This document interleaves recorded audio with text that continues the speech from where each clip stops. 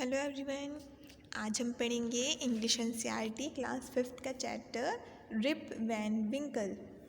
तो ये जो स्टोरी है ये एक ऐसे आदमी के बारे में है जिसका नाम है रिप वैन विंकल, जो कि बहुत अच्छा होता है लेकिन वो बहुत ही लेज़ी होता है, यानी आलसी होता है।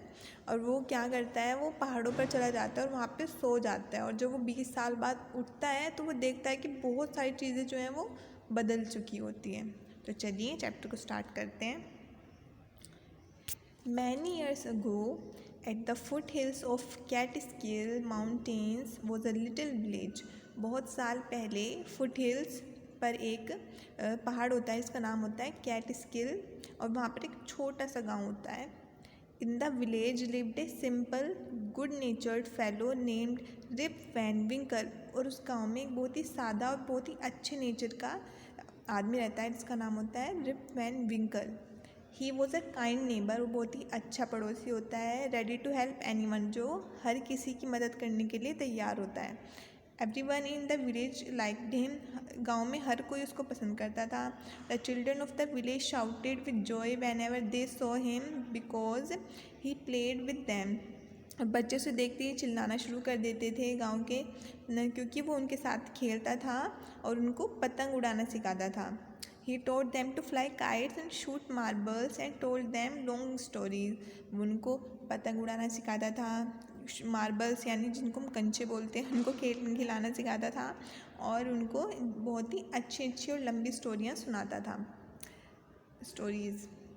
था। The only problem with Rip was that he was very lazy. उसके साथ एक ही प्रॉब्लम थी कि वो बहुत ही आलसी था। He did no work on his own farm and just idled away his time. और वो अपने फार्म पर कोई भी काम नहीं करता था और बस वो अपना टाइम ऐसे ही निकाल देता था आलसी पने में। His fences were falling to pieces, और जो उसके फार्म के फेंसेस थे वो भी टूटने लगे थे।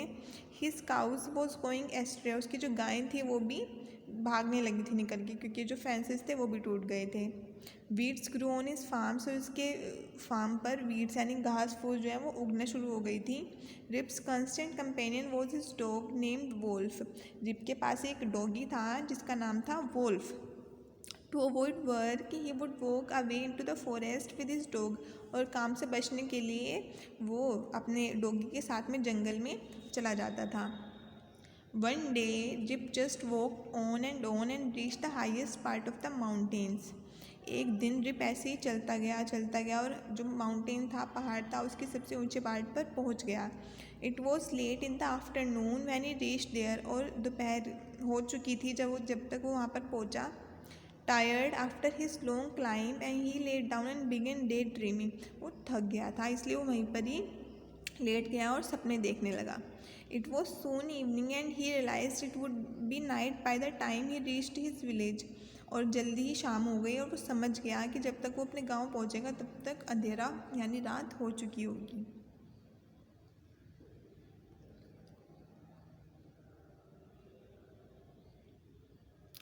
Suddenly he heard a voice calling out, "Rip Van Winkle, Rip Van Winkle." अचानक से उसे एक आवाज़ सुनाई दी जो उसका नाम ले रही थी। He looked around and saw a short old man with thick hair and a grizzled beard walking towards him with a barrel. उसने देखा एक छोटी हाइट का आदमी जो कि बूढ़ा था, उसके बहुत बाल थे, घने बाल थे, और उसकी दाढ़ी जो थी वो उगी हुई थी, और वो उसके पास आ रहा था। He made signs to help him carry the barrel. उसने आदमी ने रिप की तरफ इशारा किया कि उसे बैरल होता है एक बड़ा सा लकड़ी का जार सा होता है, थोड़ा बड़ा होता है वो, उसको बैरल बोलते हैं, कि आओ और मेरी मदद करो उस बैरल को उठाने में। Rip hurry to help the stranger who caught his hand tightly. Rip जल्दी से गया और उस स्ट्रेंजर की मदद करने के लिए उसका हाथ टाइटली पकड़ लिया। Together they reached a place where there were some more odd looking man.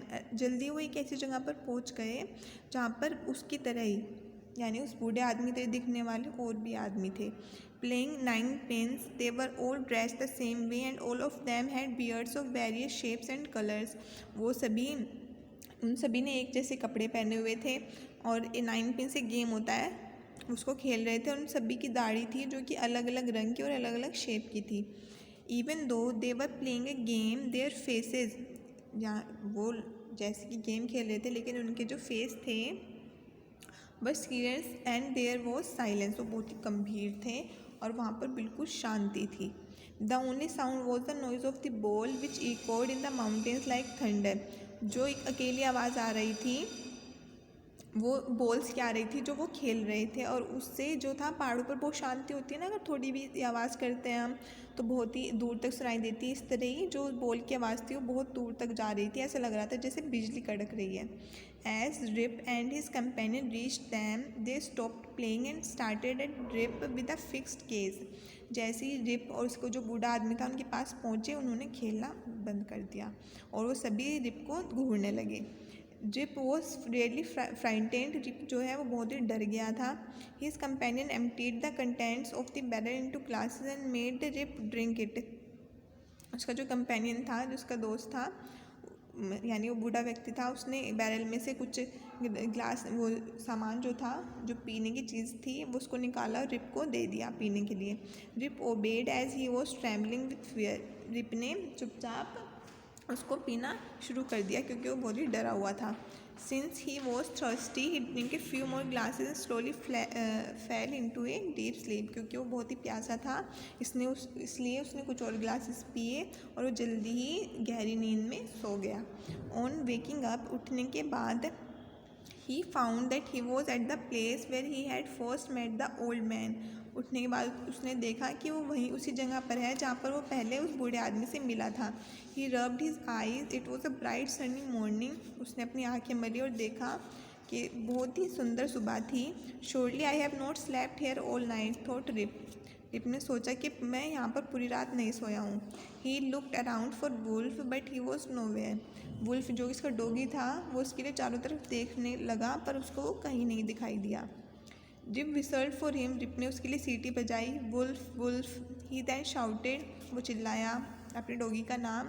No dog was to be seen, लेकिन कोई भी डॉगी दिखाई नहीं दिया। Where has this dog gone, ये डॉग कहाँ चला गया। ही मटर्ड टू हिमसेल्फ, वो अपने आप से कहने लगा।